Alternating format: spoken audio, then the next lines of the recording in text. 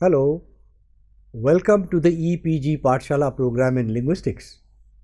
I am Professor Ravindra Gargesh from the Department of Linguistics, University of Delhi. Today we will discuss Linguistic Stylistics. The module in Linguistic Stylistics is Introduction to Figurative Language. So far, we have seen style features which are phonological in nature, style features which are lexical in nature, style features which are syntactic in nature. But there is an area which generally grammar avoids, that is the area of figurative language. So this is an introduction to figurative language, and in this module we will look at what is figurative language, what are the figures of speech in non-literary discourse, and function of figurative language in general. The main objective of the module is to help you to understand the difference between figurative language and literal language, and to learn to appreciate the role of figures of speech in literary and non-literary discourses. Remember our discussions on Russian formalism and Prague School, defamiliarization and foregrounding. This is of course foregrounding taking place, but in a different way. Let's look at another perspective of the same thing. Now in this module, the concept of figurative language. What is figurative language? And what is meant by the figures of speech at different levels of linguistic structure in literary and non-literary discourse. Figurative language occurs in both literary and non-literary discourse, and it is important in both. Figurative language is broadly defined as language that uses words or expressions deviating from their original basic meaning, in contrast to literal language, which maintains a consistent meaning regardless of the context. Figurative language or non-literal language uses words and expressions in their non-literal meaning, which depend on the context in which they are used. To understand what figurative language means, let us take a very simple example. The rat was caught in a trap. Second, the highwayman was caught in his own trap. So we have the noun trap in two expressions.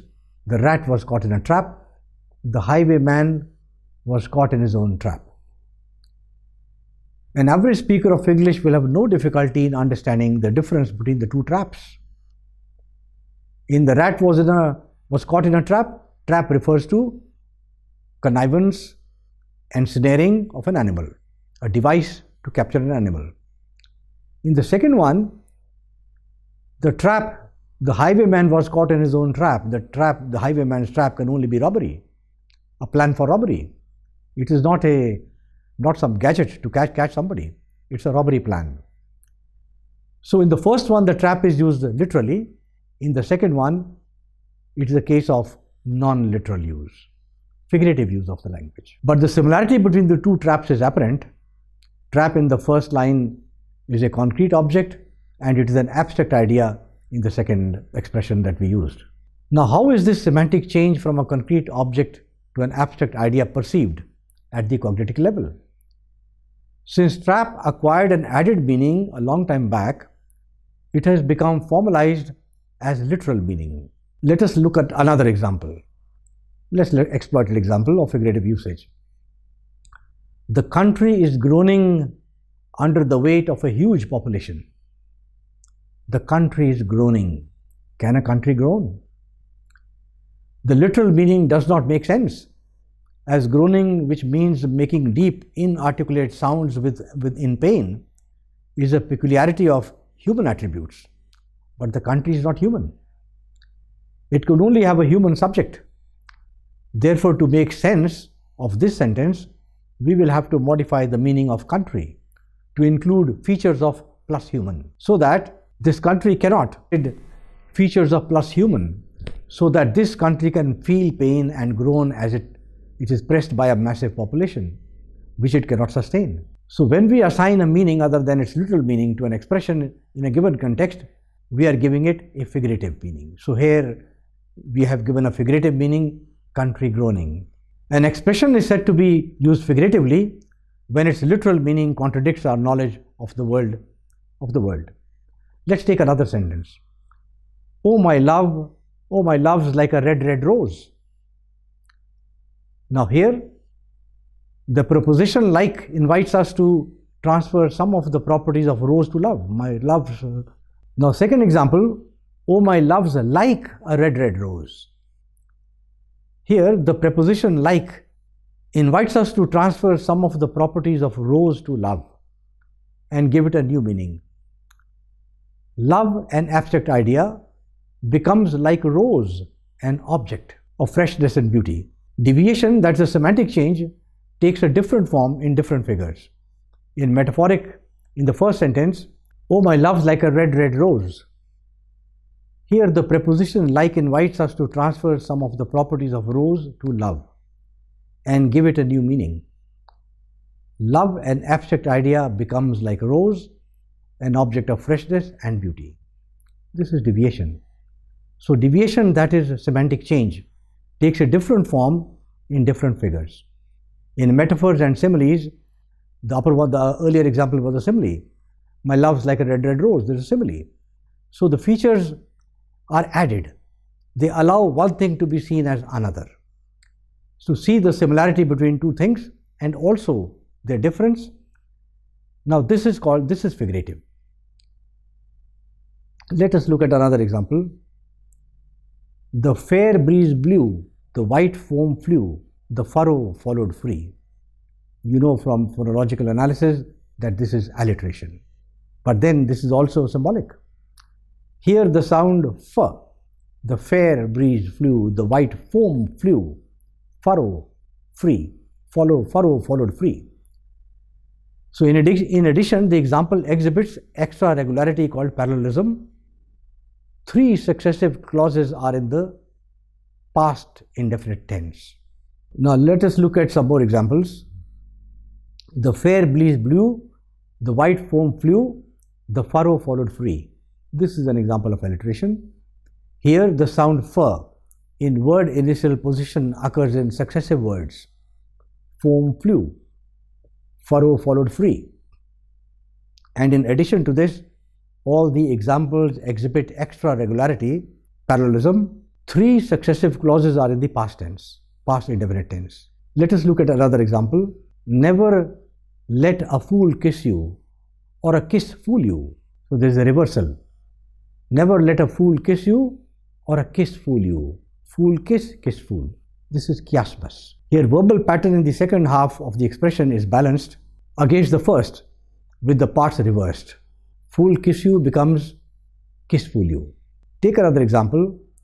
In the night sky shimmered the moon. In the night sky shimmered the moon. Here we have deviation from normal arrangement of words. In classical rhetoric figures of speech resulting from deviation from literal statement were called tropes, while those characterized by deviation from normal arrangement of words were called schemes.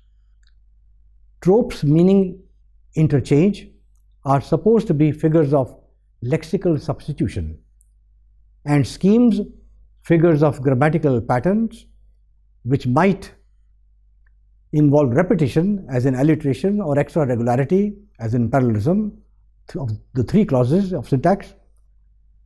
They can be characterized by syntactic deviation. Syntactic deviation like in the night sky shimmered the white moon. It should be the white moon shimmered in the night sky.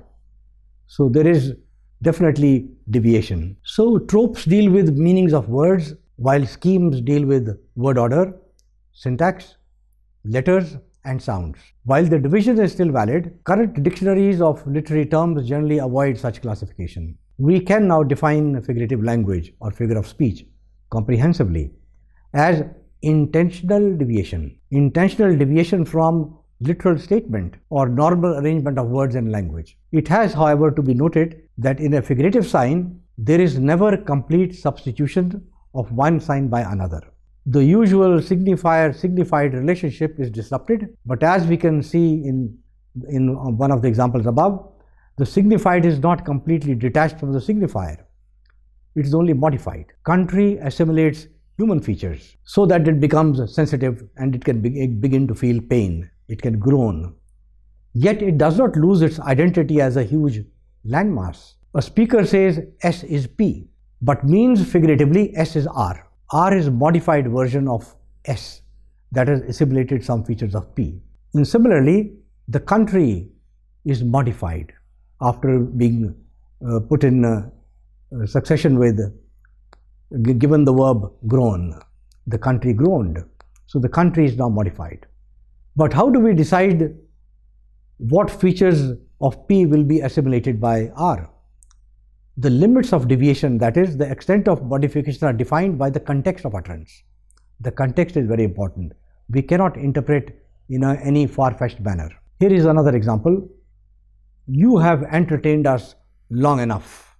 Ordinarily, what would this sentence mean? That you have entertained us long enough. But this is, if we look at the context in which it was uttered, it is irony. This is an instance of verbal irony or sarcasm, which is meant to hurt or insult indirectly. Long enough has a negative connotation and it is incompatible with entertained. Entertained long enough is very negative. Entertained takes a 180 degrees U-turn, so to say, and become bored. So it is not entertaining, it has become bored. In irony, semantic deviation takes the form of, in irony, semantic deviation takes the form of opposite meaning. Irony achieves its meaning through understatement, concealment of allusion, and so may often require, apart from the context of the utterance, discourse context to be interpreted. In the line just cited, this is from Pride and Prejudice. And Mr. Bennet is getting increasingly uncomfortable with the terrible bad singing of his daughter Mary at a party, and he wants her to stop. That's why he said, "You have entertained us long enough." Hyperbole and paradox. Hyperbole, exaggeration, and paradox, which is identified by apparent contradiction. These are also figurative forms. They also need to be interpreted in terms of context of utterance. For example, my grandmother is as old as the hills. This is a hyperbole. Take another sentence. I can resist anything but temptation. This is a paradox. Now in the my grandmother is as old as the hills, this is a hyperbole. And I can resist anything but temptation is paradox. In both these statements, literal meaning contradicts our knowledge of the world. In order that the two statements make sense, we give a different meaning for them in the background of the context of utterance. In the first expression regarding grandmother being as old as hills, this is perceived as exaggeration of the age of grandmother. And in the other expression, we have an apparently self-contradictory statement. And in order to make sense of it, we interpret it as a witty way of saying, you cannot resist temptation. So we will be looking at various ways in which deviation works in different figures of speech. And some more of examples will follow. Recent researches do seem to suggest that figurative language is comprehended at the same time as literal language. And so the premise that the recipient was the first attempting to process a literal meaning and discarding it before attempting to process a figurative meaning appears to be false. They both are perceived simultaneously, of course in the same expression. While it may be true in case of frozen figures and many other simpler figurative usages, figures of speech such as poetic metaphors that create complex images and symbols do require conscious effort on the part of the reader to analyze and interpret them. So we will discuss this in other modules that will follow. To sum up, figurative language is a deviant use of language, and this deviation can work on both paradigmatic and syntagmatic levels. Paradigmatic figures, that is figures of meaning, can manifest themselves either through linguistic deviation such as metaphor and simile, or contextual such as metonymy and hyperbole, or both. Figurative usage is deviant only in the sense that literal meaning fails to interpret an utterance. But our human communication system allows words to acquire new or additional meanings. Semantic changes often add meanings to the language without subtracting any. In non-literal, that is figurative language, a sign acquires an additional meaning by its relationship with another sign through similarity, dissimilarity, contradiction, association, etc. The specific nature of change in meaning is governed by socio-cultural code of interpretation that the hearer-reader applies to the utterance. Let us take another example. Holy cow, that car almost ran into us. Another example, why should the MPs consider themselves as holy cows of the system and seek exemption from odd-even traffic rule? This is a reference from India. The first one is elsewhere, holy cow, that car almost ran into us.